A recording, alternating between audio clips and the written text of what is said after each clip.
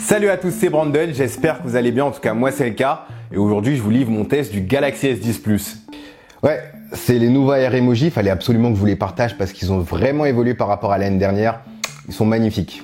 C'est archi faux, l'écoutez pas du tout, c'est toujours aussi nul. Par contre le Galaxy S10 il a vraiment évolué par rapport à son prédécesseur, que ce soit niveau specs, niveau design ou même au niveau de la caméra. Et je vous le dis dès maintenant, le Galaxy S10 Plus est excellent, c'est peut-être mon smartphone préféré. Pourtant, il a un gros problème et je vais vous en parler un petit peu plus tard dans la vidéo. Commençons par le commencement et premièrement, si je l'aime autant, c'est grâce à son design. On retrouve à l'avant un grand écran Dynamic AMOLED de 6,4 pouces, bord à bord avec un petit menton et des bordures incurvées sur le côté qui donnent tout de suite du volume au contenu consommé. C'est vraiment magnifique, même si ça a tendance à très légèrement déformer le contenu et malheureusement surtout créer des appuis accidentels, notamment quand on essaye de toucher quelque chose à l'autre bout de l'écran. Les premiers jours, ça a été vraiment difficile de retourner à l'incurvé puisque j'avais pris l'habitude d'utiliser des écrans plats.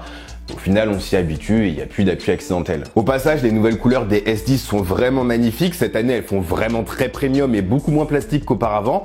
La couleur blanche, vous le savez déjà, c'est ma préférée. Elle est vraiment magnifique avec son effet perlé. Et franchement, j'adore ces reflets bleus et roses selon la luminosité et les angles de vision. Globalement, on peut dire que ce Galaxy S10 respire le haut de gamme et la qualité. Que ce soit cet effet sandwich avec l'aluminium brillant tout autour, les légers détails comme le contour de la caméra en alu brillant, puis même cette bulle ou cette pilule qui loge là où les caméras des S10. Enfin bref, niveau specs, on est clairement sur une upgrade par rapport au S9 classique. On passe de 64 à 128 Go de stockage, de 4 à 8 Go de RAM, Exynos 9820 gravé en 8 nanomètres, il n'y a plus une mais 3 caméras au dos et une batterie de 3000 mAh qui passe à 3400. Pour le S10 Plus, on est même sur une batterie de 4100 mAh, pourtant il est plus fin, plus léger et plus agréable en main que le Note 9 que j'ai testé il y a quelques mois. D'ailleurs, la prise en main est excellente, il est super agréable et peu glissant malgré son dos en verre. Il y aura pas mal de traces de doigts, mais pour pallier à ce problème et protéger votre téléphone, vous pouvez toujours acheter une coque de chez Rhinoshield. Rhinoshield a récemment sorti des coques super résistantes et super élégantes pour les Galaxy S10. Et pour le coup, il y en a pour tous les goûts. Il y a des modèles solid suit avec une couleur mate ou un style fibre de carbone. Il y a une gamme que j'aime beaucoup, c'est les Crash Guard. Si vous souhaitez protéger votre téléphone contre les chocs tout en gardant la beauté de l'arrière de votre téléphone, c'est ça qu'il vous faut. Sachez que j'utilisais Rhinoshield bien avant d'être sur YouTube, donc franchement, si je vous dis que c'est quali, c'est que c'est vraiment quali. Sachez également que sur le site, vous pouvez désormais personnaliser votre coque avec votre prénom, vos initiales, une date. Mais dans tous les cas, les liens sont dans la description avec mon code promo Proctor qui vous offre 10% sur votre commande. D'ailleurs, que vous ayez une coque ou pas, la charge sans fil est présente. Elle fonctionne, elle est plus rapide et il y a désormais la charge sans fil inversée qui permet de recharger un autre appareil, comme par exemple les Galaxy Buds que j'ai testé en vidéo et que je vous invite à regarder juste après celle-ci. Niveau autonomie, le Galaxy S10 Plus a été excellent pour ma part. Les premiers jours, j'étais plutôt sceptique puisque je le trouvais pas exceptionnel, surtout par rapport au Note 9 que j'avais testé il y a quelques mois. Puis j'ai activé la fonctionnalité d'Android Pie, batterie adaptive qui étudie vos usages et qui fournit l'énergie nécessaire quand il le faut, dans les applis qu'il faut. C'est pour ça que c'est vraiment important de tester les smartphones sur une longue durée puisque Adaptive Battery apprend avec le temps. Et personnellement, je suis passé de 5h30, 6h d'écran allumé à 7h30 pour les bonnes journées, voire plus de 8h. Sachant que j'utilise une montre connectée toute la journée aux côtés d'écouteurs ou de casques Bluetooth quand je veux écouter de la musique ou regarder des vidéos dans les transports. Donc pour ma part, la batterie du Galaxy S10 Plus a été excellente. Un autre sujet de débat, ça serait apparemment le scanner d'empreintes qui serait capricieux. Pas vraiment, c'est plutôt vous qui êtes imprécis.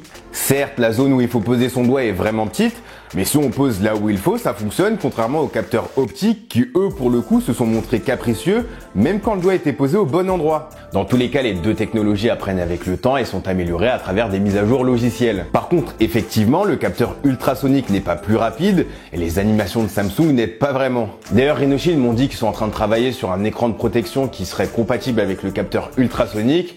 Et comme d'habitude, je vous en parlerai sur Twitter ou sur Instagram, vous inquiétez pas. Mais bon, le plus gros problème du Galaxy S10, son plus gros défaut, sa plus grosse faiblesse, c'est sa reconnaissance faciale.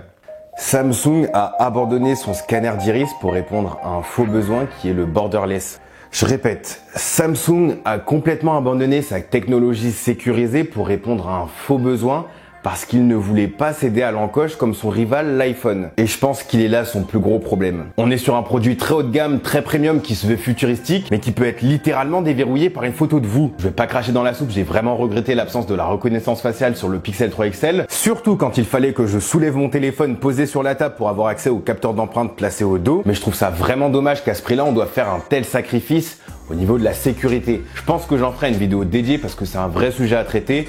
Et là, il faut que je passe à la caméra. À l'arrière, on retrouve 3 objectifs, dont un nouveau grand angle qui donne une vue de 123 degrés. Et globalement, la caméra du Galaxy S10 est excellente.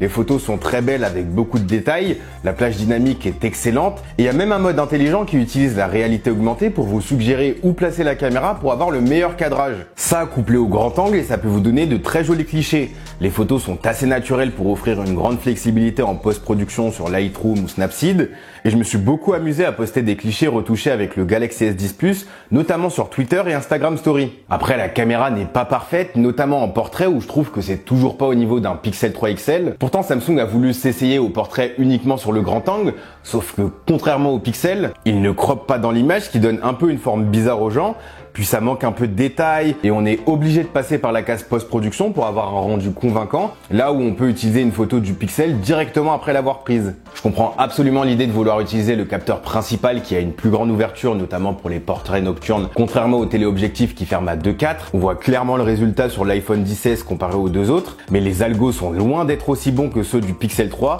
et pour le coup, c'est un raté. Il n'y a également pas de mode nuit dédié et en réalité c'est une scène optimisée qui se déclenche automatiquement et le rendu il est vraiment pas ouf. Après ça reste des clichés nocturnes corrects mais c'est loin d'être un vrai mode nuit dédié. La partie selfie par contre est convaincante quand il y a beaucoup de lumière mais malheureusement ça se dégrade assez rapidement dès que la luminosité baisse. Par contre en vidéo c'est excellent, les couleurs sont correctement retranscrites.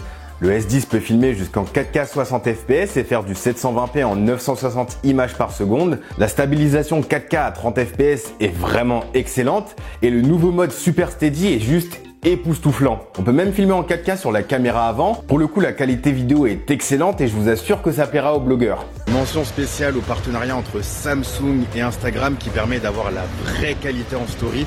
Ça fait vraiment plaisir que sur Android ce soit enfin optimisé, en tout cas sur l'appareil de Samsung. Et sachez que ça utilise tous les objectifs de l'appareil, donc on peut avoir un ultra grand angle en story et ça c'est vraiment magique. Enfin bref, le Galaxy S10 Plus a été un excellent smartphone, il est resté très fluide, il a été très performant avec des jeux gourmands et puis surtout One UI, je pense sincèrement que c'est la meilleure version d'Android à l'heure actuelle. Tout est accessible au bout des doigts et elle prend tout son sens avec les smartphones et surtout leurs écrans qui deviennent de plus en plus grands comme ce Galaxy S10 Plus. D'ailleurs, l'écran est magnifique, Dynamic AMOLED, HDR10+, super bien calibré et super lumineux. Ajoutez à ça des bons haut-parleurs stéréo Dolby Atmos, de la résistance à l'eau, du stockage extensible par micro SD, du double SIM, une prise jack, et vous avez là un smartphone quasi parfait. Sincèrement, j'ai rien à redire sur ce Galaxy S10 Plus, si ce n'est son mode portrait, l'absence d'un mode nuit dédié, et puis surtout sa reconnaissance faciale qui est pas terrible. Mais en tout cas, c'est désormais mon smartphone principal, il remplace mon Pixel 3 XL et je recommande absolument ce produit, surtout que les prix ont déjà commencé à baisser. Que vous ayez un S7, S8 ou S9, franchement faites-moi confiance et foncez. Et si vous recherchez un téléphone petit et compact, je sors bientôt mon test du Galaxy S10e. Je vous dis à la prochaine, prenez soin de vous, peace.